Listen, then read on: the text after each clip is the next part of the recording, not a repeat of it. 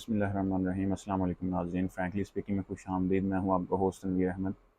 आज हम बात करेंगे पाकिस्तान में होने वाले इलेक्शन और फार्म 45 और 47 के बारे में।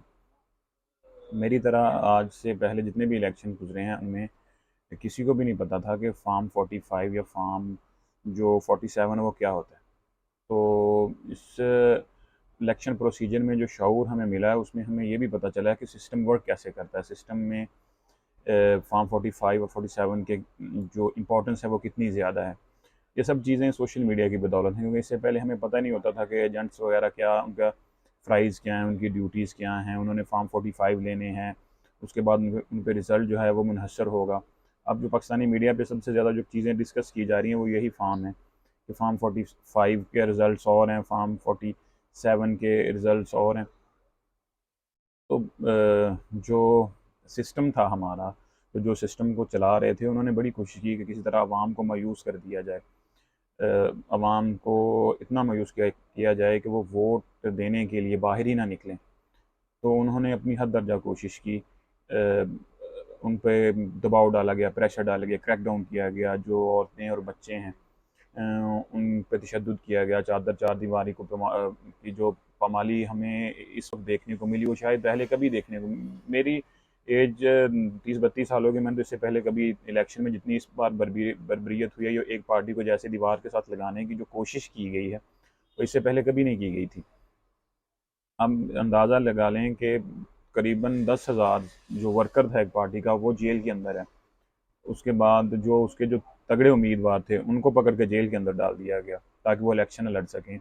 कागजात छीने गए, जो बंदे पकड़ धकड़ रही, और एक क्रूशल किस्म का क्रैकडाउन किया गया। पार्टी से उसका निशान तक छीन लिया गया। एक पार्टी को दीवार के साथ लगाया गया। मुकदमों के फैसले उजलत में किए गए, जो पार्टी के सरबराह थे उनके जो फैसले उजलत में किए गए। और इतना मायूस किया गया कौम को कि कौम वोट के लिए निकले ही ना।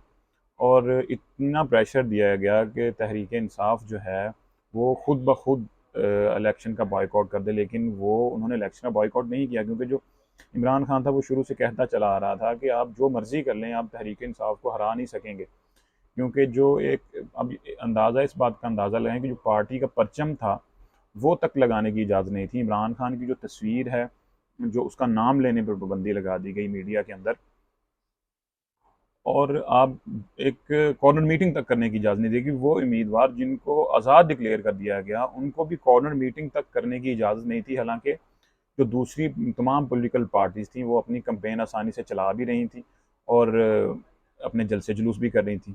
लेकिन इनके उम्मीदवारों को जो कि आज़ाद थे और पीटीआई के हमारे याफ्ता थे, उनको कॉर्नर मीटिंग करने की भी इजाज़त नहीं थी। उनके लिए दफ़ा 44 नाफिज थी।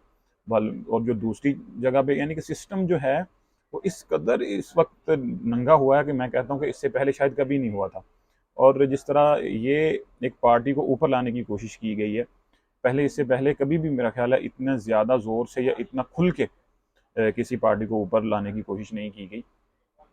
लेकिन फिर भी इमरान खान जो जेल में बैठा था वो कहता था कि आप जो मर्ज़ी कर लें, आप जो मर्ज़ी कर लें, आप तहरीक इंसाफ को हरा नहीं सकते। यानी कि इतना उसको यकीन था अपने ऊपर और अपने अल्लाह के ऊपर। क्योंकि वो कहता था, वो अभी भी कहता है कि एक नज़रिया जब किसी कौम के अंदर दाखिल हो जाए, उसके दिल में रच बस जाए, तो फिर वो चीज़ किसी झंडे की या किसी निशान की या किसी भी चीज़ की मोहताज नहीं रहती, किसी जलसे जुलूस की मोहताज नहीं रहती। और ये चीज़ इस बार साबित हुई है। पाकिस्तान में ये चीज़ साबित की गई है कि जो नज़रिया है वो अगर एक दिल में डाल दिया जाए किसी के, तो फिर वो इन चीज़ों की मोहताज नहीं रहती है, फिर वो तहरीक बन जाती है। तो ये एक तहरीक बन चुकी है। और अभी भी इतने वोट पाकिस्तानियों ने कास्ट किए हैं कि उनको समझ नहीं आ रही कि धांधली कैसे करें। और अभी तक पाकिस्तान में गू मगू की कैफियत है। सब पार्टीज़ जो कह रही हैं, उनका जो माइंड सेट है वो सूबाई हुकूमतें तो करना चाह रही हैं, लेकिन वफाक को हाथ डालते हुए डर रही हैं। क्योंकि जितने भी जो इंटरनेशनल मुआहदे किए जाएंगे या इंटरनेशनली जो चीज़ें अब जाएंगे किसी मुल्क में, तो वो चलाना तो उसको वफाक ने है ना। तो ये चीज़ें, और मियाँ मियाँ साहबान जिनको इंटरनेशनल मीडिया इस वक्त मैंडेट थीफ कह रहा है, मुझे तो ये नहीं समझ आ रही कि वो अगर वज़ीर आज़म बन भी जाते हैं तो फिर वो इंटरनेशनल मीडिया को फेस कैसे करेंगे, जो अभी अखबार भर भर के लिख रहा है कि ये मैंडेट थीफ हैं। तो वो इंटरनेशनली जब किसी मुल्क के दौरे पर जाएंगे तो वो कैसे इंटरनेशनल मीडिया को हैंडल कैसे करेंगे। और जो इस मुल्क को चलाने वाले जो मुक़्तदर हल्के, वो खुद परेशान हैं कि ये हम क्या कर बैठे हैं।